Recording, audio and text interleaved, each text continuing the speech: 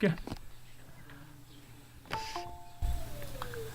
ma'am मैं ना कनो से कोई की स्टॉक मार्केट से फ्री द ऑनलाइन क्लास पीरक पसे कोई रे को मरका मुखितंग ले पूरे हाना ना ऑलरेडी 1000 above द कनो से कोई स्टूडेंट से मणिपुरी को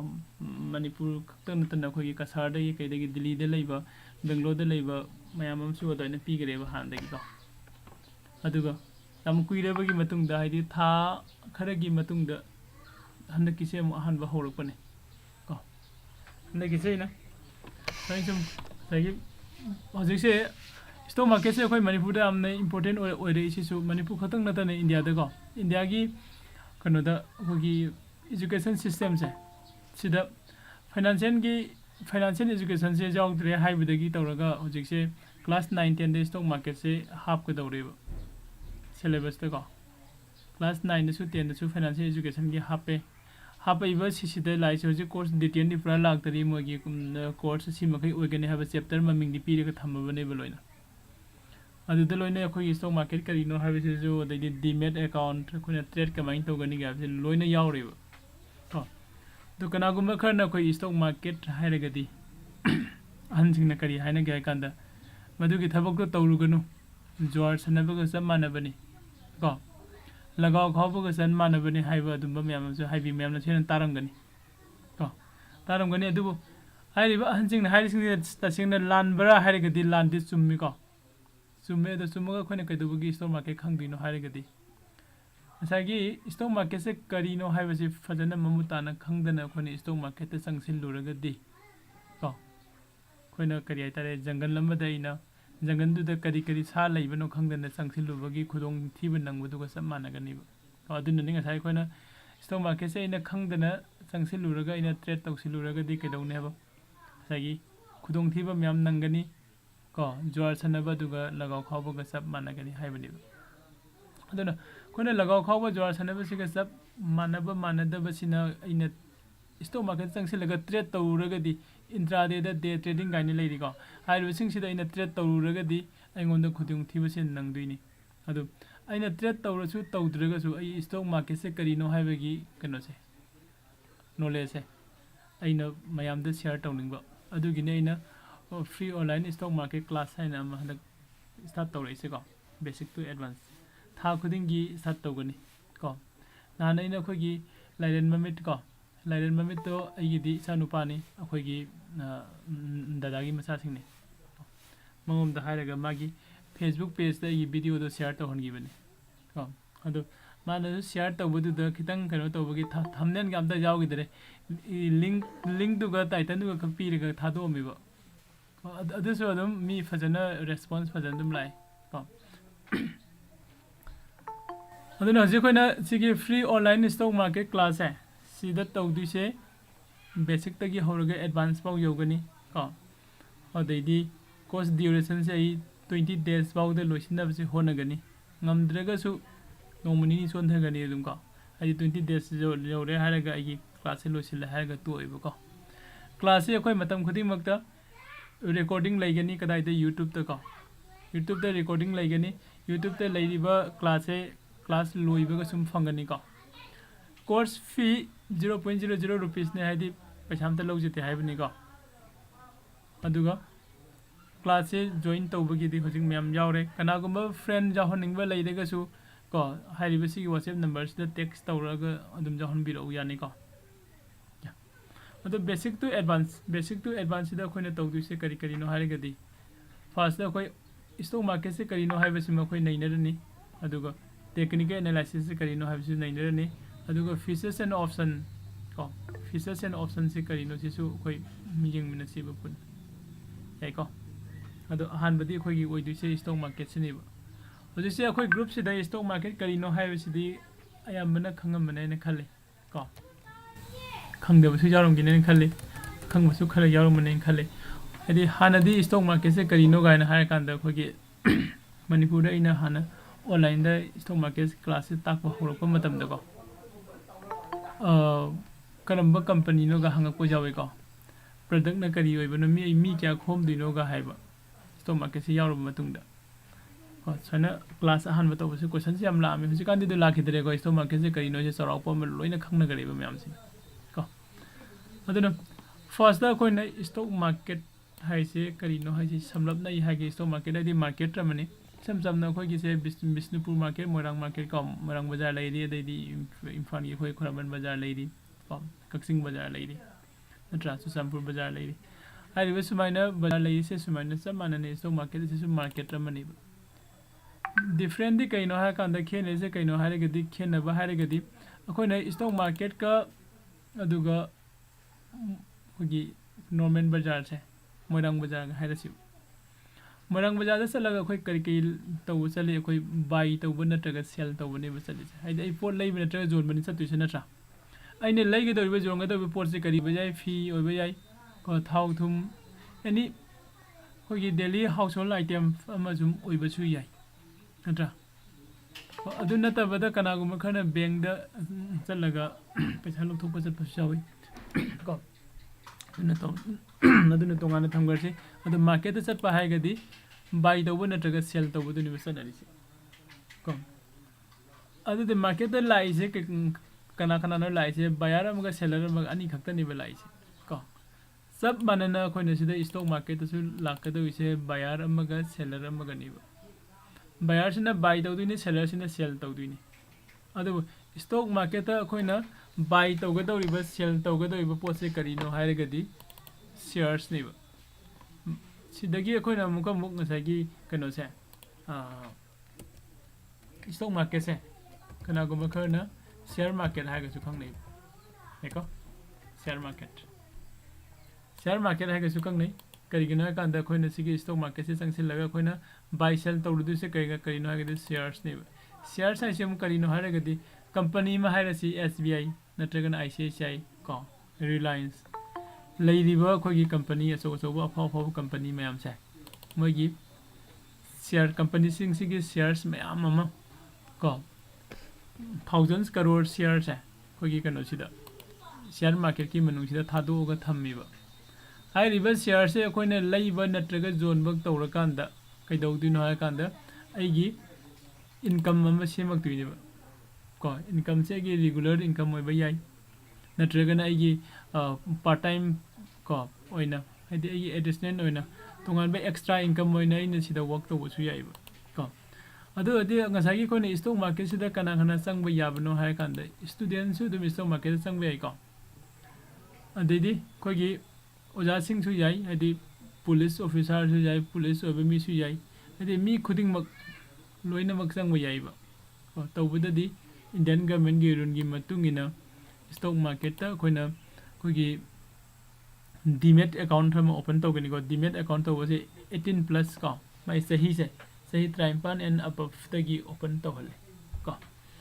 अदो अकाउंट से माय फादर की नत्रगा मदर की लेरगदी नत्रगा एनी मोय पेरेंट्स की लेरगदी को सही 53 की मखादा लेबा अंगांग किंजु स्टॉक मार्केट ता मैम हम संगे को यानी को मैम अदो हुजिक से चौरापा मखोने खंगे कहीं स्टॉक मार्केट अखोने लाइसे कईदबनो हायगदी आइगी इनकम अमा जनरेट तौननबो होनरपगी नत्रगना स्टॉक मार्केट से करीनो खंगनिंगबे खो चंगैनी हाय अखोने स्टॉक मार्केट से करीनो खंगा कांददी स्टॉक मार्केट तौरमदुइसे इनकम जनरेट तौननबो होनरमदुइने को अदो अखोने इनकम से करीगी जनरेट तौनबो होनदुइनो हायरगदी कोई लाइफ सिदा विदाउट इनकम द को लाइफ से सर्वे तौबो ngambasi कनामते लेते को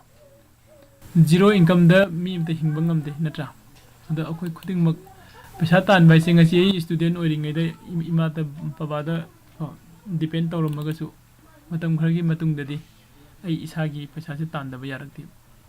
याय को म्याम अदुना अखोय इनकम से सेमनब होनब मथौ ताई इनकम से सेमनब होनब मतम से मखन मखन की थबक म्याम अम लेनत्रा चेक सुबा नुंग सुबा ददि लौ चटपा पुलिस ओइबा खनागुम खन आईएएस ऑफिसर डॉक्टर को इंजीनियर मैम दगी खितंग खेनना हाइदोखरगा कोई स्टॉक मार्केट से चंगसिलगा आई सिदा आई प्रोफेशनल ओइना आई सिदा वर्क तौबसु याय को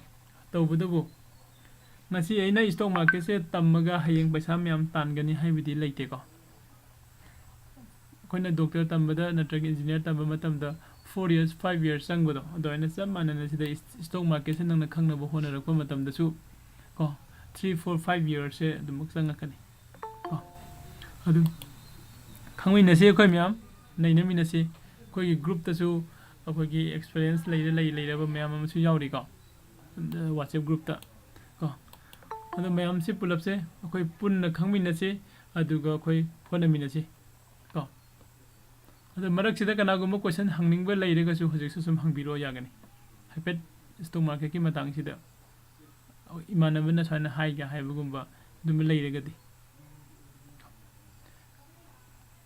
ado koina share market natragi stock market se sangaga company gi shares ama ko buy and sell tawbasa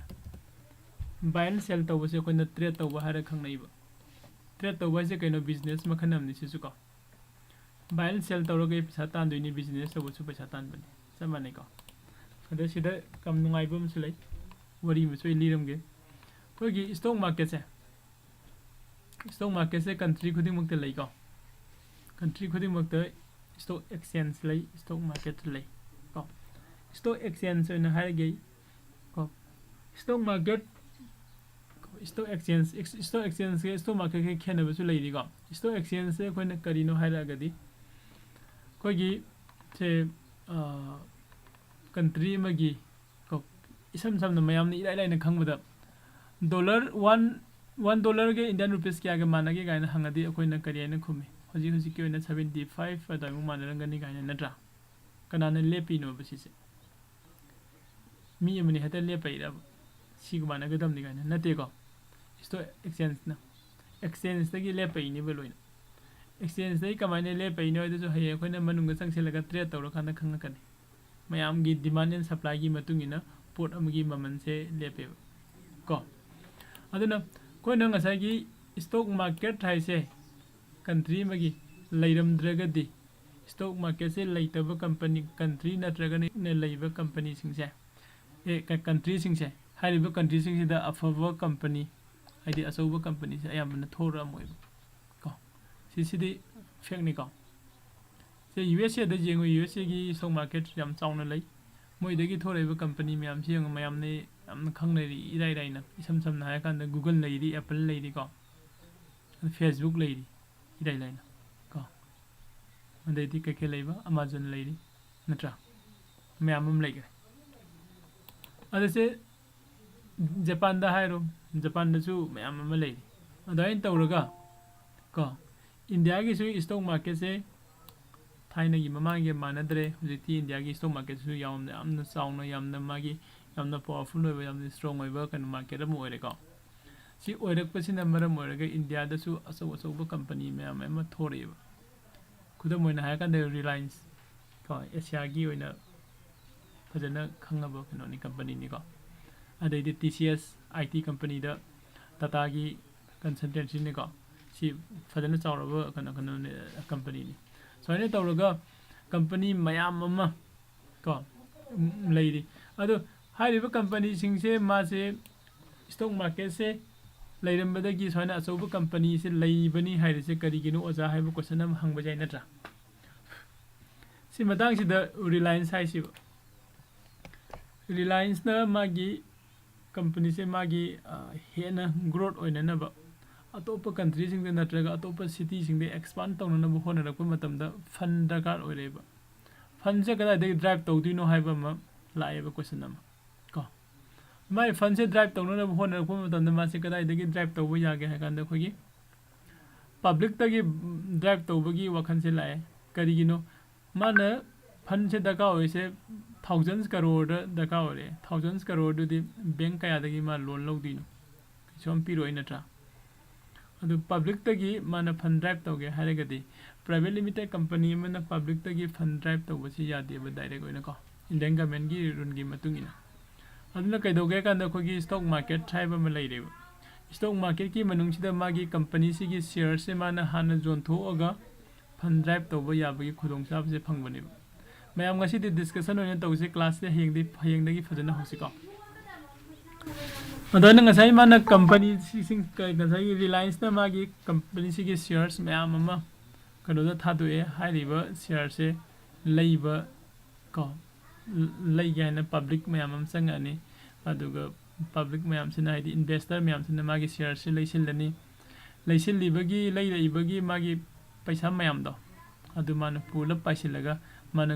growth ꯑꯣꯏꯍꯟꯅꯤꯡꯉꯤꯕ ꯃꯥꯒꯤ ꯕꯤꯖꯤꯅꯦꯁꯇꯣ ꯑꯦꯛꯁꯄꯥꯟ ꯇꯧꯅꯤꯡꯉꯤꯕ ꯑꯇꯣꯞꯄ ꯀꯟꯇ꯭ꯔꯤꯗ ꯀꯩꯗ ꯑꯩꯈꯣꯏꯒꯤ ꯏꯟꯗꯤꯌꯥꯒꯤ ꯃꯦꯇ꯭ꯔꯣ ꯁꯤꯇꯤꯁꯤꯡꯗ ꯃꯥꯒꯤ ꯇꯣꯉꯥꯟ ꯇꯣꯉꯥꯟꯕ ꯁꯦꯟꯇꯔ ꯍꯥꯏꯗꯤ ꯀꯣ ꯕ꯭ꯔꯥꯟꯁ ꯍꯥꯡꯅꯤꯡꯉꯤꯁꯤꯡꯗꯣ ꯉꯝꯍꯟꯗꯣꯏꯅꯦꯕ ꯀꯣ ꯑꯗꯨꯒꯤ ꯐꯟ ꯃꯌꯥꯝꯗꯣ ꯀꯗꯥꯏꯗꯒꯤꯅꯣ ꯑꯩꯈꯣꯏ ꯏꯟꯚꯦꯁꯇꯔ ꯃꯌꯥꯝꯗꯒꯤ ꯈꯣꯝꯒꯠꯂꯛꯑꯒ ꯃꯥꯅ ꯃꯥꯒꯤ ꯕꯤꯖꯤꯅꯦꯁꯁꯨ ꯆꯂꯥꯏꯒꯗꯣꯏꯅꯦꯕ ꯑꯗꯨꯒ ꯃꯥꯒꯤ ꯕꯤꯖꯤꯅꯦꯁꯅ ꯒ꯭ꯔꯣꯠ ꯂꯥꯛꯄꯒꯤ ꯃꯇꯨꯡ ꯏꯟꯅ ꯀꯝꯄꯅꯤꯒꯤ ꯁꯤꯌꯔꯁꯀꯤ ꯃꯃꯜꯁꯤ ꯍꯦꯟꯒꯠꯂꯛꯇꯣꯏꯅꯦꯕ ꯀꯝꯄꯅꯤꯒꯤ ꯁꯤꯌꯔꯁꯀꯤ ꯃꯃꯜꯁꯤ ꯍꯦꯟꯒꯠꯂꯛꯄꯗꯩꯗꯤ ꯑꯩꯅ ꯉꯁꯥꯏ ꯂꯨꯄꯥ 100ꯗ ꯂꯩꯍꯧꯕ ꯀꯝꯄꯅꯤꯒꯤ ꯁꯤꯌꯔꯁꯇꯣ ꯉꯁꯤ 200 ꯌꯧꯔꯦ 300 ꯌꯧꯔꯦ ꯀꯣ ꯑꯥꯐꯇꯔ 2-3 yearsꯇ 1000 ꯌꯧꯔꯦ ꯈꯜꯂꯣ 10 yearsꯇ ꯑꯥꯐꯇꯔ 10 yearsꯇ 5000 ꯌꯧꯔꯦ ꯈꯜꯂꯣ 10000 ꯌꯧꯔꯦ ꯈꯜꯂꯣ ꯑꯗꯣ ꯑꯩꯒꯤ ꯄ꯭ꯔꯣꯐꯤꯠꯅꯦꯕ ꯍꯥꯏꯕꯗꯤ ꯑꯩꯅ ꯁꯨꯃꯥꯏꯅ ꯀꯝꯄꯅꯤꯒꯤ ꯁꯤꯌꯔꯁ ꯑꯃ ꯂꯩꯔꯒ ꯊꯝꯕꯁꯦ ꯑꯩꯒꯤ ꯄ꯭ꯔꯣꯄꯔꯇꯤ ꯂꯦꯞꯁꯤꯟꯕꯒ ꯆꯞ ꯃꯥꯟꯅꯩ ꯍꯥꯏꯕꯀꯣ ꯄ꯭ꯔꯣꯄꯔꯇꯤ ꯂꯦꯞꯁꯤꯟꯕꯒ ꯆꯞ ꯃꯥꯟꯅꯩ ꯑꯩꯅ ꯂꯧ ꯏꯪꯈꯣꯜ ꯂꯧꯔꯒ ꯏꯟꯚꯦꯁ ꯇꯧꯕꯗꯨꯒ ꯆꯞ ꯃꯥꯟꯅꯩ ꯀꯣ ꯍꯥꯏꯗꯤ ꯑꯩꯅ ꯁꯤꯌꯔꯁꯦ ꯂꯩꯔꯒ ꯊꯝꯃꯀꯥꯟꯗ ꯑꯩꯅ ꯊꯝꯃꯤꯕ ꯁꯤꯌꯔꯁꯇꯣ ꯑꯩꯒꯤꯅꯦꯕ ꯑꯩꯅ ꯍꯦꯛ ꯌꯣꯟꯗ꯭ꯔꯤ ꯐꯥꯎꯕ ꯑꯩꯒꯤ ꯑꯣꯏꯒꯗꯣꯏꯅꯤ ꯀꯣ ꯑꯗꯣ ꯍꯧꯖꯤꯛꯁꯦ ꯑꯩꯈꯣꯏꯅ ꯀꯝꯄꯅꯤꯒꯤ ꯁꯤꯌꯔꯁꯦ ꯑꯩꯅ ꯀꯗꯥꯏꯗ ꯆꯪꯉꯒ ꯂꯩꯗꯣꯏꯅꯣ ꯀꯃꯥꯏꯅ ꯇꯧꯗꯣꯏꯅꯣ ꯍꯥꯏꯔꯀꯥꯟꯗ ꯑꯩꯈꯣꯏꯒꯤ ꯁ꯭ꯇꯣꯛ ꯕ꯭ꯔꯣꯀꯔ ꯍꯥꯏꯕ ꯒ꯭ꯔꯨꯞ ꯑꯃꯁꯨ ꯊꯣꯛꯔꯛꯑꯦꯕ ꯀꯣ ꯁ꯭ꯇꯣꯛ ꯕ꯭ꯔꯣꯀꯔ ꯍꯥꯏꯕ ꯒ꯭ꯔꯨꯞ ꯑꯃ ꯊꯣꯛꯔꯛꯑꯦ ꯁ꯭ꯇꯣꯛ ꯕ꯭ꯔꯣꯀꯔꯁꯦ ꯑꯩꯈꯣꯏ ꯗꯔꯀꯥꯔ ꯑꯣꯏꯔꯦ ꯁ꯭ꯇꯣꯛ ꯕ꯭ꯔꯣꯀꯔꯁꯦ ꯑꯩꯈꯣꯏ ꯀꯔꯤꯅꯣ ꯈꯪꯕ ꯃꯊꯧ ꯇꯥꯏ ꯀꯣ ꯁ꯭ꯇꯣꯛ ꯕ꯭ꯔꯣꯀꯔꯁꯤꯗ ꯑꯩꯈꯣꯏ ꯆꯪꯉꯒ ꯑꯩꯒꯤ ꯗꯤꯃꯦꯠ ꯑꯦꯀꯥꯎꯟ ꯍꯥꯏꯅ ꯂꯩꯀꯣ ꯗꯤꯃꯦꯠ ꯑꯦꯀꯥꯎꯟ ꯑꯃ ꯑꯣꯄꯟ ꯇꯧꯕ ꯃꯊꯧ ꯇꯥꯏ ꯀꯣ ꯗꯤꯃꯦꯠ ꯑꯦꯀꯥꯎꯟꯁꯦ ꯑꯣꯄꯟ ꯇꯧꯔꯕ ꯃꯇꯨꯡꯗ ꯁꯦ ꯖꯁ ꯑꯩ ꯑꯦꯛꯖꯥꯝꯄꯜ ꯑꯣꯏꯅ ꯌꯦꯡꯍꯟꯒꯦ ꯃꯌꯥꯝꯗꯀꯣ ꯑꯦꯀꯥꯎꯟ ꯇꯧꯔꯕ ꯃꯇꯨꯡꯗ ꯁꯨꯃꯥꯏꯅ ꯐꯪꯒꯅꯤ ꯁꯤꯗꯩ ꯑꯣꯄꯟ ꯇꯧꯔꯤꯁꯦꯀꯣ ꯁꯤꯃꯛ ꯆꯞ ꯆꯥꯅ ꯐꯪꯒꯅꯤ ꯁꯤꯗ ꯁꯄꯣꯁ SBI ꯂꯩꯔꯦ HDFC ꯂꯩꯔꯦꯀꯣ ꯑꯗꯩ ꯀꯦꯅꯥꯔꯥ ꯕꯦꯡꯛ ꯂꯩꯔꯤ ꯄꯟꯖꯥꯕ ꯅꯦꯁꯅꯦꯜ ꯕꯦꯡꯛ ꯂꯩꯔꯤ ꯑꯇꯣꯞꯄ ꯀꯝꯄꯅꯤ ꯃꯌꯥꯝ ꯑꯃ ꯁ꯭ꯌꯥꯝ ꯁꯤꯃꯦꯟ ꯔꯦꯅꯨꯀꯥ ꯀꯥꯏꯅ ꯂꯩꯔꯤꯀꯣ ꯑꯗꯩꯗꯤ ꯁꯤ ꯔꯥꯖꯨ ꯏꯟꯖꯤꯅꯤꯌꯥꯔ ꯀꯥꯏꯅ ꯂꯩ ꯁꯤꯒꯤ ꯂꯩꯔꯤꯕ ꯃꯌꯥꯝꯁꯦ ꯁꯤꯗ ꯀꯣ ꯑꯩꯅ ꯁꯦ ꯁꯄꯣꯁ ꯑꯃꯗ ꯌꯦꯡꯁꯤꯕ ꯁ꯭ꯋꯥꯏꯗꯒꯤ ꯀꯔꯤ ꯀꯝꯄꯅꯤꯅꯣ ꯑꯃꯗ TCS ꯍꯥꯏꯔꯁꯤꯕ ꯅꯠꯇ꯭ꯔꯒ ꯏꯟꯐꯤꯁꯤꯅ ꯏꯟꯐꯣꯁꯤꯁꯇꯨꯅꯤꯀꯣ ꯃꯌꯥꯝꯅ ꯏꯟꯐꯣꯁꯤꯁꯇꯣ ꯇꯥꯔꯝꯃꯅꯤ ꯀꯣ ꯏꯟꯐꯤ ꯂꯩꯔꯦ ꯍꯥꯏꯔꯤꯕ ꯏꯟꯐꯤꯁꯦ मागी मार्केट से हजिक कमाइन तौरीगे मागी प्राइस से अप एंड डाउन मथक मखा कमाइन चलीगे काइन खंगबसे आइने इनफी से क्लिक तौरब मतुंगदा कोगी आगी नेट से खितंग तप्पे को मैम इनफी से आइने क्लिक तौरब मतुंगदा स्क्रीन खितंग चाहलोबा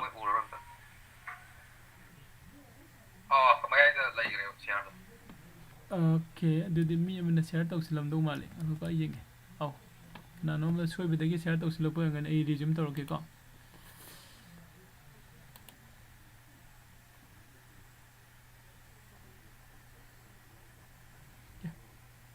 यारब रेंग बियो यारे को हयें कोना औ हयें कोना खोइ नैना खिनि सिदा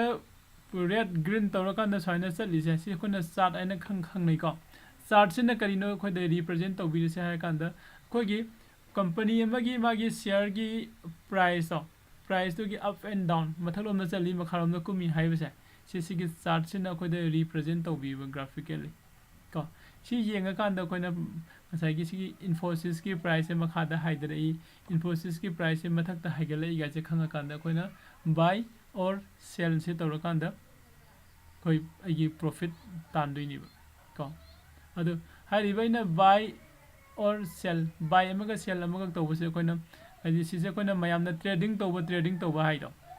सिगी शेयर से लैरगा कोइना कनो तौबसिनेबा ट्रेड तौबा हाइसे यानी को मैम अदुना कोइना सिदा मसाइगी से कनो त मुलाके अदुदि ओजा अखोइना कंपनी की शेयर से लैरगा थमकांदा कंपनी दो काइथोखदि कमाइन तौदुइनो मणिपुरदसु कंपनी मैम अम लाखरे कायरगा मैम अम चखरे नत्रा इन्वेस्टर आइदि कनो आइदि इन्वेस्टमेंट तौननब कंपनी मैम अम लाए कायरगा मैम चखरे सिगी गारंटी दि लैब्रा हाइबा क्वेश्चन अम लाख याइ को मैम हाइरिबसि गारंटी से सिदा कैदोगे कांदा सेबी हाइबा म लाएबा सेबी सिगी फुल फॉर्म ना security exchange board of India हाइबनि ꯍꯥꯏꯔꯤꯕ security and exchange board of India ꯍꯥꯏꯔꯤꯁꯦ ꯀꯣ ꯑꯩꯈꯣꯏꯒꯤ ꯏꯟꯗꯤꯌꯟ ꯒꯃꯦꯟꯒꯤ ꯃꯈꯥꯗ ꯂꯩꯕ ꯀꯣ ꯕꯣꯗꯤ ꯑꯃꯅꯦꯕ ꯍꯥꯏꯔꯤꯕ ꯕꯣꯗꯤꯁꯦ ꯁꯤꯅ ꯀꯩꯗꯧꯒꯦ ꯍꯥꯏ ꯀꯥꯟꯗ ꯃꯌꯥꯝꯅ ꯁꯤ ꯌꯦꯡꯒꯦ ꯍꯥꯏꯔꯁꯨ ꯏꯟꯇꯔꯅꯦꯠꯇ ꯆꯪꯉꯒ ꯁꯔꯆ ꯇꯧꯕꯤꯌꯨꯀꯣ ꯁꯦꯕꯤ ꯍꯥꯏꯅ ꯁꯦꯊꯣꯔꯛꯑꯅꯤꯗ security exchange and board of India ꯃꯥꯒꯤ ꯋꯦꯕꯁꯥꯏꯠ ꯃꯃꯤꯡ ꯌꯦꯡꯕꯤꯌꯨ ꯗꯣꯃꯦꯟ ꯅꯦꯝꯁꯦ sebi.gov.in ꯍꯥꯏꯕꯅꯤ ꯗꯣꯃꯦꯟ ꯅꯦꯝꯁꯤꯗꯁꯨ ꯑꯩꯈꯣꯏ ꯑꯗꯨꯝ ꯈꯪꯉꯦ gov.in ꯍꯥꯏꯔꯤꯕꯅꯤꯅ ꯒꯃꯦꯟ ꯑꯗꯣ ꯁꯤꯒꯤ ꯁꯦꯕꯤꯁꯤꯅ ꯀꯩꯗꯧꯒꯦ ꯍꯥꯏ ꯀꯥꯟꯗꯅꯦ ꯃꯥꯒꯤ ꯃꯊꯧꯁꯦ ꯑꯩꯈꯣꯏꯒꯤ ꯕꯣꯔꯗ ꯑꯣꯐ ꯁꯦꯀꯦꯟꯗꯔꯤ ꯏꯖꯨꯀꯦꯁꯟ ꯃꯅꯤꯄꯨꯔꯁꯤꯅ ꯀꯩꯗꯧꯋꯤ ꯃꯅꯤꯄꯨꯔꯗ ꯂꯩꯔꯤꯕ ꯁ꯭ꯀꯨꯜꯁꯤꯡꯁꯦ ꯔꯤꯒꯨꯂꯦꯠ ꯇꯧꯋꯦ ꯅꯠꯇ꯭ꯔꯥ ꯔꯤꯀꯣꯛꯅꯥꯏꯖ ꯄꯤꯕ ꯃꯣꯏꯗ ꯀꯣ ꯑꯗꯨꯃꯥꯏꯅ ꯇꯧꯔꯒ ꯁꯤꯒꯤ ꯁꯦꯕꯤꯁꯦ ꯁꯤꯅ ꯏꯟꯗꯤꯌꯥꯒꯤ ꯏꯁꯇꯣꯛ ꯑꯦꯛꯁꯆꯦꯟꯖꯁꯤꯡꯁꯦ ꯑꯃꯨꯛ ꯃꯥꯅ ꯔꯤꯒꯨꯂꯦꯠ ꯇꯧꯋꯦꯕ ꯒꯃꯦꯟ ꯕꯣꯗꯤ ꯑꯣꯏꯅ ꯀꯣ ꯑꯗꯣ ꯏꯟꯗꯤꯌꯥꯒꯤ ꯏꯁꯇꯣꯛ ꯑꯦꯛꯁꯆꯦꯟꯖꯁꯤꯡꯁꯤꯗ ꯂꯩꯔꯤꯕ ꯀꯩꯅꯣꯁꯦ ꯀꯅꯥ ꯀꯅꯥ ꯂꯩꯒꯦ ꯍꯥꯏ ꯀꯥꯟꯗ ꯅꯦꯁꯅꯦꯜ ꯏꯁꯇꯣꯛ ꯑꯦꯛꯁꯆꯦꯟꯖ ꯍꯥꯏꯕ ꯑꯃꯅꯦ ꯑꯗꯨꯒ ꯕꯣꯝꯕꯦ ꯏꯁꯇꯣꯛ ꯑꯦꯛꯁꯆꯦꯟꯖ ꯍꯥꯏꯕ ꯑꯃꯅꯦ ꯑꯅꯤꯁꯤ ꯂꯩꯔꯤꯕ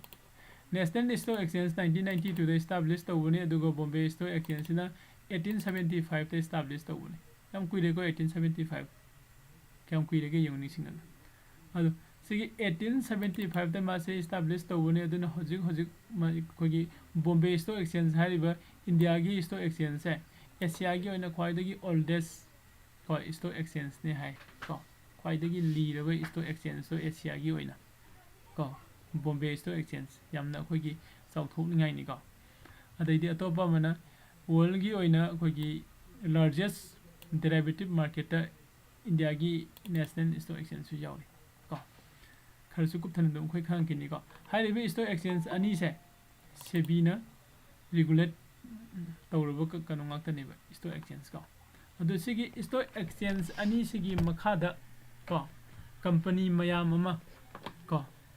ꯂꯤꯁꯇꯦꯠ ꯇꯧꯕ ꯀꯝꯄꯅꯤ ꯃꯌꯥꯝ ꯑꯃ ꯂꯩꯔꯤꯕ ꯂꯤꯁꯇꯦꯠ ꯇꯧꯕ ꯀꯩꯅꯣ ꯍꯥꯏꯔꯒꯗꯤ ꯉꯁꯥꯏ ꯑꯩꯈꯣꯏꯅ ꯑꯁꯤ ꯆꯪꯉꯀꯥꯟꯗ ꯑꯦꯁ ꯕꯤ ꯑꯥꯏꯒ ꯔꯤꯂꯥꯌꯟꯁꯀ ꯃꯌꯥꯝ ꯌꯥꯎꯍꯧꯕꯗꯣ ꯃꯣꯏꯗꯣ ꯁꯦꯕꯤꯅ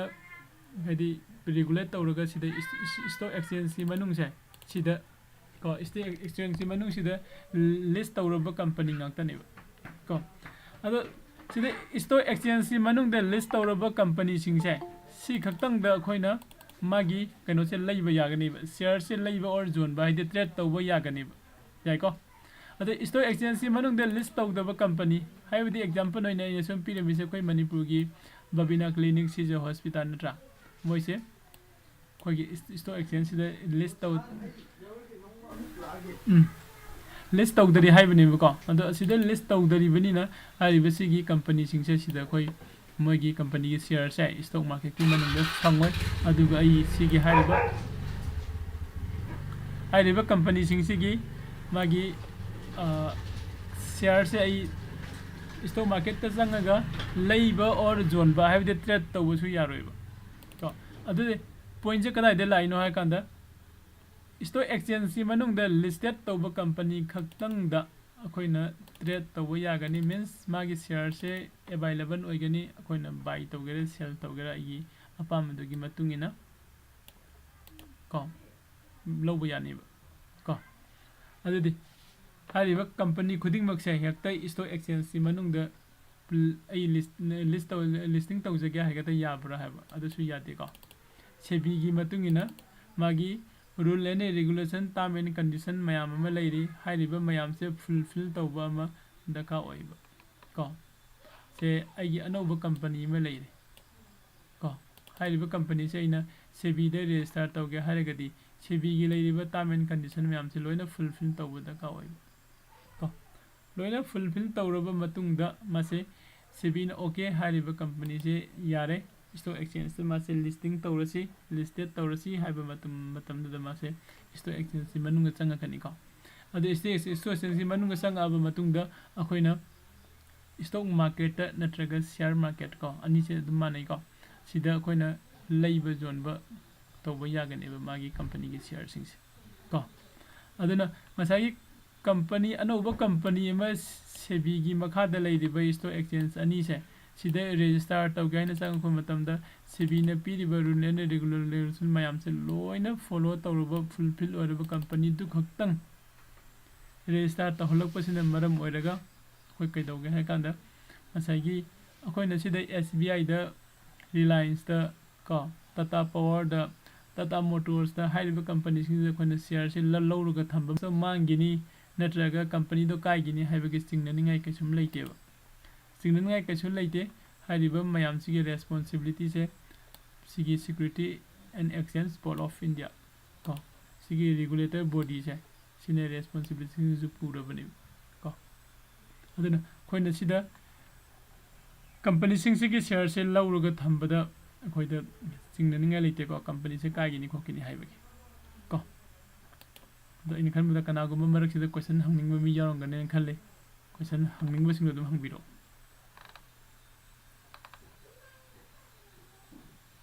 question se leina da bro okay later ga su kai su kai de ko se koi na company gi shares leiba hai se kari no jing si ko sara ko ma se ko gi seller mana sagi 200 rupees ta kano se lawre ko e company me ta hai si company se karam company hoidino NSC natraga BSC ko iso exchange ani se sigi manung da listed tawraba company high level company gi NSC gi manung su thousands company listed tawrga lei ko aduga BSC gi manung su thousands company se listed tawrga lei already high level company sing sida khoina sangsil laga magi share se lei duini ba natraga seller or natraga buyer oina detail do heng makha da lakhini ko seller oina natraga buyer oina khoi sida trade tawba yai haibani ba ko sidigi NSC natraga BSC gi makha da lei diba company sing sida ko ado NSC natraga BSC gi makha da lei diba company sing se khoi sida khoi changsil laga buy or sell tawba hai se kamaina sanga kadai da tawdino hairigadi khoina Demate account am open tawba daka oi khoi group da renedi na mayam da dum guide tawbi bani ko ado renedi da dum contact tawbiyo ko account open tawbi matang da account open tawba daka oi haribe account se open tawroba matung da ko aigi fund khara aidi paisa khara hapsin gani practical tawna na budu pa chama ma chani ma chawma chawga haba soi lising haba soi ko aigi angam basang da hapaga ai sida leiba zone ba se tamduini kamaine leiduino kamaine zone duino ko karamba bank da gi sida paisa haptuino karamba bank da sida paisa lokthoktuino haiba aina account se open tawba matam da bank ama link tawgani hariba bank se ko aigi bank oigadabani hayeng aigi sigi ko account sida hayeng aigi sigi account sida ngasai Demate account sida paisa hapsilakpa matam do aina register tawda si nagi ba bank account da gi hapsingadabani atope account da gi happa yade ba ko adaide amu aina mu aigi sida leidiba ade fund changaga sigi fund sida gi aina paisa se withdraw tawge haiba se sisu karamba account da gi withdraw tawdino hairigadi karamba account da withdraw tawdino hairigadi aigi register tawda si nariba bank account da adu khaktang da withdraw tawba yagani haiba haibdi means se suppose XYZ haiba nupam hairasi ko eko natraga aje hairasi aje ge account se my password username password ai loin khange khalasi ko my account da ina changsil laga magi fund lakh 10 mu yawre khalasi lakh 10 mu se aigi account da transfer tawthoke na hona ba yade aina magi jawri ba paisa se ai transfer tawthoro bangame transfer tawthoga su aigi account da changoi magi account da sakhini ba dai kari gino kana magi account si da magi trading account si da magi bank account da link tawri yai ko mem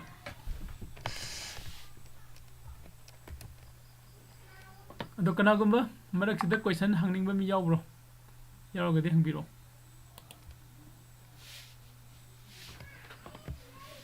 sir question am hangjage oh haibiro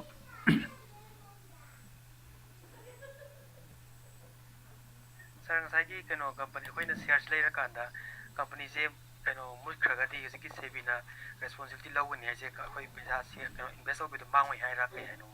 invest tawgibado mangoi haiba ngazai company ma kano dagi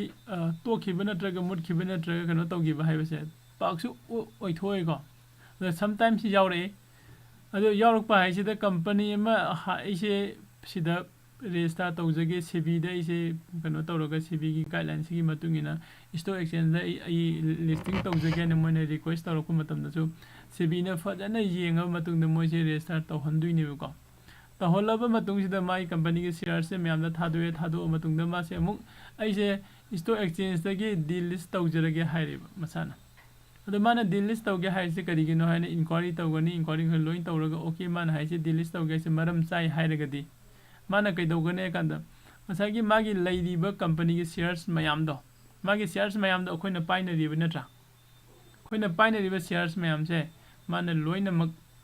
bye तौसिलगा हाइदि हजि हजि लैरिबा market की price तो अब लोइना bye तौरमगा मासे stock exchange तगी तोखिबा याइ को option जे सिकक्तने अथोप option अमता लेते को यानी को final लै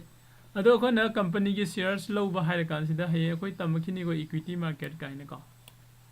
कंपनी के शेयर से लौबा हाइर मतमसिदा अखोइना लॉन्ग टर्म हाइबा अमसु लै लॉन्ग टर्म से सीएनसी कैश एंड कैरी हाइरगा सु खंगनै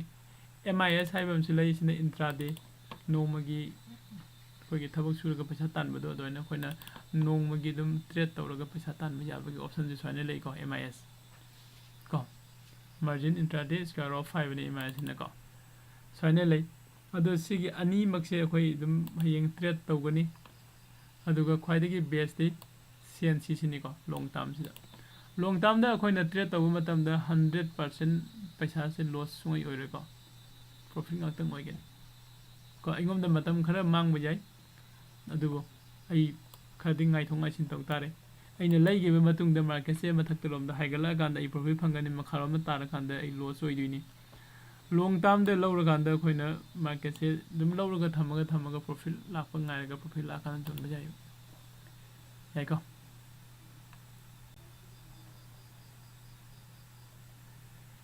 yari bro ma'am okay asida mo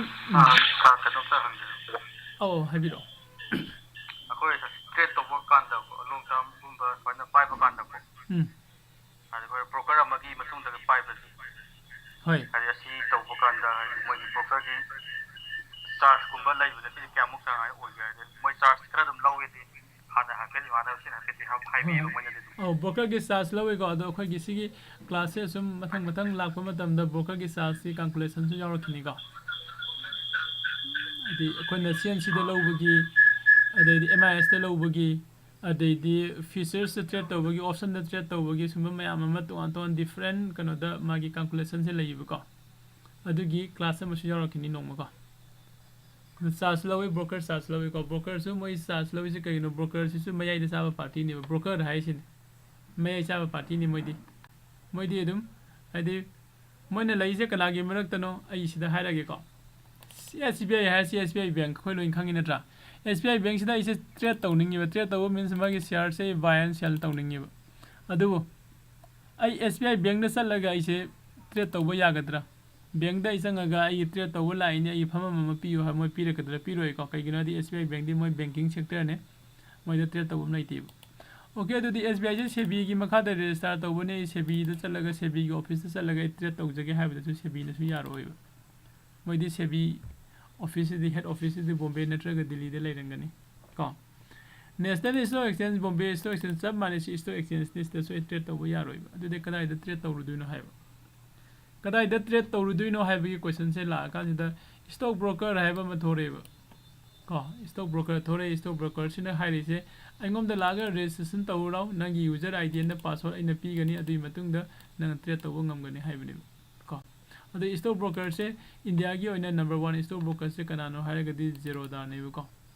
अदु मयाम जेरोदा द अकाउंट ओपन तौबिसे हानानो ओपन तौरबा मीसिंगी ओके ओपन तौदरिबा सिंगसे ओपन तौसे ओपन तौबसे आइगी सिगी कोगी जेरोदा के पार्टनर लै आइगिसु को अखोइना जेरोदा द अकाउंट ओपन तौबा हाइसे सब ब्रोकर अमगी मखादा अदुम ओपन तौदुनिबा अदु अखोइना ऑनलाइन संगगा डायरेक्ट रजिस्टर तौबा याइ अदु अननोन कोई मसक खंगदबा सब ब्रोकर अमई मखादा संगिदुइनेबा को अदु आइगी पार्टनर की लिंक अइना कोई ग्रुप ता शेयर तौबदो अदुगी लिंक दु द रजिस्टर तौरगदी आइगी कनो से संगकनेबा पार्टनर दा मयाम दा हेफेट कनो दा जिंग हंगे को आइगी पार्टनर संगकने आइगी पार्टनर दा संगकपदुना कैदोगे कंदा हयेंग कैगुंबा यूजर नेम काउगरसु सी तौगरसु अदि प्रॉब्लम मसा मसु लापसिंग दो ꯑꯗꯣ ꯑꯩꯅ ꯑꯃꯨꯛ ꯀꯩꯅꯣ ꯇꯧꯕ ꯉꯝꯃꯦꯕ ꯍꯦꯟꯗꯜ ꯇꯧꯕꯀꯣ ꯁꯤꯗ ꯏꯁꯤ ꯌꯦꯡꯁꯤꯀꯣ ꯁꯤ ꯗꯦꯠ 29 ꯀꯣ 30 ꯐꯥꯎꯗ ꯌꯦꯡꯁꯤꯕ 30 ꯐꯥꯎꯗ ꯍꯟꯗꯛꯀꯤ ꯅꯨꯃꯤꯠ ꯅꯤꯅꯤ ꯍꯥꯏꯗꯤ ꯉꯁꯤ ꯉꯔꯥꯡꯗꯩꯅ ꯉꯁꯤ ꯐꯥꯎꯗ ꯍꯥꯏꯔꯁꯤ ꯁꯤꯗ ꯃꯤ 27 ꯔꯦꯖꯤꯁꯇꯔ ꯇꯧꯔꯛꯑꯦꯕꯀꯣ ꯁꯤꯗ ꯎꯔꯤ ꯃꯌꯥꯝꯁꯦ ꯑꯩꯅ ꯃꯌꯥꯝꯁꯦ ꯑꯟꯄꯤꯛ ꯍꯥꯏꯁꯦ ꯂꯣꯏꯁꯤꯟꯗꯔꯤꯕ ꯉꯥꯛꯇꯅꯤ ꯁꯤ ꯀꯃꯥꯏꯅ ꯂꯣꯏꯁꯤꯟꯒꯗꯒꯦ ꯍꯥꯏꯕꯁꯦ ꯑꯗꯨꯝ ꯑꯩꯅꯁꯨ ꯒꯥꯏꯗ ꯑꯗꯨꯝ ꯇꯧꯖꯒꯦ ꯑꯗꯨꯒ ꯃꯦꯟ ꯑꯣꯏꯅ ꯑꯩꯈꯣꯏꯒꯤ ꯔꯦꯅꯦꯗꯤꯗ ꯀꯟꯇꯦꯛ ꯇꯧꯕꯤꯌꯨꯀꯣ ꯑꯗꯨꯃ ꯑꯗꯣ ꯉꯁꯥꯏ ꯑꯩꯈꯣꯏꯅ ꯖꯦꯔꯣꯗꯥ ꯑꯦꯀꯥꯎꯟꯁꯤꯅ ꯕ꯭ꯔꯣꯀꯔꯁꯤꯅ ꯍꯥꯏꯔꯦ ꯔꯦꯖꯤꯁꯇꯥꯔ ꯇꯧꯕ ꯂꯥꯛꯑꯣ ꯁꯤ ꯂꯥꯛꯑꯣ ꯑꯗꯣ ꯑꯩꯈꯣꯏꯅ ꯖꯦꯔꯣꯗꯥꯁꯤꯗ ꯑꯩꯈꯣꯏ ꯁꯤꯗ ꯑꯦꯀꯥꯎꯟ ꯑꯣꯄꯟ ꯇꯧꯔꯁꯤ ꯍꯥꯏꯔꯦ ꯖꯦꯔꯣꯗꯥꯁꯤꯗ ꯑꯩꯈꯣꯏꯅ ꯑꯦꯀꯥꯎꯟ ꯑꯣꯄꯟ ꯇꯧꯔ ꯃꯇꯝꯗ ꯑꯩꯅ ꯐꯪꯗꯣꯏꯁꯦ ꯑꯩꯒꯤ ꯗꯤꯃꯦꯠ ꯑꯦꯀꯥꯎꯟ ꯑꯃ ꯐꯪꯒꯅꯤ ꯇ꯭ꯔꯦꯗꯤꯡꯒꯤ ꯄ꯭ꯂꯦꯠꯐꯣꯝ ꯑꯃ ꯐꯪꯒꯅꯤ ꯑꯗꯨꯒ ꯇ꯭ꯔꯦꯗꯤꯡ ꯑꯦꯀꯥꯎꯟ ꯑꯃ ꯐꯪꯒꯅꯤꯕ ꯇꯣꯉꯥꯟ ꯅꯠꯇꯦꯀꯣ ꯄꯨꯂꯞꯅꯤ ꯄꯨꯂꯞꯁꯦ ꯀꯃꯥꯏꯅꯅꯣ ꯍꯥꯏꯔꯒꯗꯤ ꯉꯁꯥꯏꯒꯤ ꯑꯩꯈꯣꯏꯒꯤ ꯁꯤꯗ ꯂꯩꯔꯤꯁꯦ ꯁꯤꯗꯒꯤꯁꯦ ꯁꯤꯁꯦ ꯑꯩꯒꯤ ꯖꯦꯔꯣꯗꯥ ꯑꯦꯀꯥꯎꯟꯅꯦꯕ ꯖꯦꯔꯣꯗꯥ ꯑꯦꯀꯥꯎꯟꯁꯤꯗ ꯉꯁꯥꯏꯒꯤ ꯗꯤꯃꯦꯠ ꯑꯦꯀꯥꯎꯟ ꯍꯥꯏꯁꯤꯅ ꯀꯩꯅꯣ ꯍꯥꯏꯔꯀꯥꯟꯗ ꯁꯤꯒꯤ ꯍꯣꯜꯗꯤꯡꯁꯤꯅꯦꯕ ꯍꯣꯜꯗꯤꯡꯁꯦ ꯗꯤꯃꯦꯠ ꯑꯦꯀꯥꯎꯟꯁꯦ ꯑꯩꯈꯣꯏꯅ ꯀꯔꯝꯕ ꯃꯇꯝꯗ ꯁꯤꯖꯤꯟꯅꯩꯅꯣ ꯍꯥꯏꯔꯒꯗꯤ ꯗꯤꯃꯦꯠ ꯑꯦꯀꯥꯎꯟꯁꯦ ꯑꯩꯈꯣꯏꯅ ꯑꯩꯒꯤ ꯀꯝꯄꯅꯤꯒꯤ ꯁꯤꯌꯔꯁ ꯈꯔ ꯁꯄꯣꯁ ꯑꯩꯅ ꯇꯥꯇꯥ ꯄꯥꯋꯔꯁꯦ 10 ꯀ꯭ꯋꯥꯟꯇꯤꯇꯤ ꯂꯩꯔꯒ ꯊꯝꯃꯤꯀꯣ ꯁꯨꯃꯥꯏꯅ ꯑꯩꯈꯣꯏꯅ ꯂꯣꯡ ꯇꯥꯔꯝꯗ ꯁꯤꯗ ꯂꯩꯔꯒ ꯊꯝꯃꯛꯄ ꯃꯇꯝꯗ ꯑꯩꯒꯤ ꯍꯣꯜꯗꯤꯡꯗ ꯂꯩꯒꯅꯤ ꯁꯤꯒꯤ ꯍꯣꯜꯗꯤꯡꯁꯤꯅꯤ ꯑꯩꯈꯣꯏꯅ ꯗꯤꯃꯦꯠ ꯑꯦꯀꯥꯎꯟ ꯍꯥꯏꯁꯦꯀꯣ ꯑꯗꯨꯒ ꯇ꯭ꯔꯦꯗꯤꯡ ꯄ꯭ꯂꯦꯠꯐꯣꯝ ꯍꯥꯏꯔꯒꯗꯤ ꯉꯁꯥꯏꯒꯤ ꯁꯤꯒꯤ ꯂꯩꯔꯤꯕ ꯃꯌꯥꯝ ꯄꯨꯂꯞꯁꯤꯅꯤ ꯀꯣ ꯁꯄꯣꯁ ꯑꯩꯅ ꯁꯤꯗ ꯔꯤꯂꯥꯌꯟꯁꯇ ꯇ꯭ꯔꯦड ꯇꯧꯅꯤꯡꯉꯦ ꯑꯗꯨ ꯔꯤꯂꯥꯌꯟꯁꯀꯤ ꯆꯥꯔꯠꯁꯦ ꯑꯩ ꯌꯦꯡꯉꯅꯤ ꯀꯣ ꯔꯤꯂꯥꯌꯟꯁꯀꯤ ꯆꯥꯔꯠꯁꯦ ꯌꯦꯡꯉꯀꯥꯟꯗ ꯔꯤꯂꯥꯌꯟꯁꯁꯦ ꯑꯞ ꯆꯠꯂꯤ ꯗꯥꯎꯟ ꯆꯠꯂꯤ ꯍꯥꯏꯕ ꯑꯗꯨ ꯈꯪꯕꯒꯤ ꯃꯇꯨꯡ ꯏꯟꯅ ꯔꯤꯂꯥꯌꯟꯁꯇ ꯑꯩꯅ ꯆꯪꯉꯁꯤꯗ ꯕꯥꯏ ꯇꯧꯕ ꯌꯥꯏ ꯅꯠꯇ꯭ꯔꯒ ꯁꯦꯜ ꯇꯧꯕ ꯌꯥꯏ ꯀꯣ ꯑꯩꯒꯤ ꯕꯥꯏ ꯑꯦꯟ ꯁꯦꯜꯗꯣ ꯀꯗꯥꯏꯗ ꯂꯥꯛꯀꯅꯤ ꯄꯣꯖꯤꯁꯟꯒꯤ ꯃꯅꯨꯡꯁꯦ ꯂꯥꯛꯀꯅꯤ ꯀꯣ ꯁꯨꯃꯥꯏꯅ ꯃꯌꯥꯝ ꯑꯃ ꯁꯤꯖꯤꯟꯅꯕꯒꯤꯁꯨ ꯑꯗꯨꯝ ꯑꯩꯈꯣꯏ ꯀ꯭ꯂꯥꯁꯁꯤꯗ ꯑꯗꯨꯝ ꯂꯥꯛꯈꯤꯅꯤ ꯀꯣ ꯑꯗꯣ ꯃꯌꯥꯝꯅ ꯁꯤꯗ ꯄ꯭ꯔꯦꯛꯇꯤꯀꯦꯜ ꯇꯧꯕꯒꯤꯁꯨ ꯅꯨꯡꯉꯥꯏꯅꯅꯕ ꯁꯤꯒꯤ ꯖꯦꯔꯣꯗꯥ ꯑꯦꯀꯥꯎꯟꯁꯦ ꯑꯃꯃꯝ ꯑꯣꯄꯟ ꯇꯧꯁꯤ ꯑꯦꯀꯥꯎꯟꯁꯦ ꯑꯣꯄꯟ ꯇꯧꯕ ꯃꯇꯝꯗ ꯗꯣꯀꯨꯃꯦꯟ ꯆꯪꯒꯗꯣꯏꯁꯦ ꯄꯦꯟ ꯀꯥꯔꯗ ꯆꯪꯒꯅꯤ ꯑꯙꯥꯔ ꯀꯥꯔꯗ ꯆꯪꯒꯅꯤ ꯑꯗꯨꯒ ꯕꯦꯡꯀꯤ ꯄꯥꯁꯕꯨꯛ ꯀꯣ ꯍꯥꯏꯗꯤ ꯕꯦꯡꯀꯤ ꯗꯤꯇꯦꯜ ꯑꯃ ꯆꯪꯒꯅꯤ ꯀꯣ ꯑꯗꯨꯒ ꯚꯤꯗꯤꯑꯣ KYC ꯆꯪꯒꯅꯤ ꯑꯗꯨꯒ +ꯗ 200 ꯔꯨꯄꯤꯁ ꯑꯃ ꯆꯪꯒꯅꯤ 200 ꯔꯨꯄꯤꯁ ꯑꯩꯉꯣꯟꯗ ꯄꯤꯔꯛꯀꯗꯧꯕ ꯅꯠꯇꯦꯀꯣ ꯃꯌꯥꯝ ꯖꯦꯔꯣꯗꯥꯒꯤ ꯑꯦꯀꯥꯎꯟ ꯁꯨꯝ ꯍꯥꯡꯉꯛꯄꯒꯤ ꯄ꯭ꯔꯣꯁꯦꯁꯇꯨꯗ ꯃꯣꯏ ꯄꯦꯃꯦꯟꯒꯤ ꯑꯣꯞꯁꯟ ꯑꯃ ꯂꯥꯛꯀꯅꯤ 200 ꯔꯨꯄꯤꯁ ꯀꯣ ꯋꯥꯟ ꯇꯥꯏꯝ ꯆꯥꯔꯖꯅꯦ ꯁꯤꯒꯤ ꯃꯣꯏꯒꯤ ꯁꯔꯚꯤꯁꯇꯣ ꯂꯧꯕꯒꯤ ꯁꯤꯁꯤꯃ ꯑꯩꯈꯣꯏ ꯄꯤꯕ ꯗꯔꯀꯥꯔ ꯑꯣꯏꯀꯣ ꯑꯗꯣ ꯑꯩꯒꯤ ꯁꯤꯗ ꯑꯩꯒꯤ ꯖꯦꯔꯣꯗꯥꯒꯤ ꯄꯥꯔꯠꯅꯔꯒꯤ ꯂꯤꯡꯅꯤꯀꯣ ꯁꯤꯁꯦ ꯃꯌꯥꯝ ꯀꯅꯥꯒꯨꯝꯕ ꯍꯥꯏꯗꯤ ꯎꯍꯧꯗꯕ ꯃꯤ ꯌꯥꯎꯔꯒꯁꯨ ꯁꯤꯗ ꯆꯪꯉꯒ ꯑꯗꯨꯝ ꯑꯣꯄꯟ ꯇꯧꯕꯤꯌꯣ ꯀꯣ ꯁꯤꯗ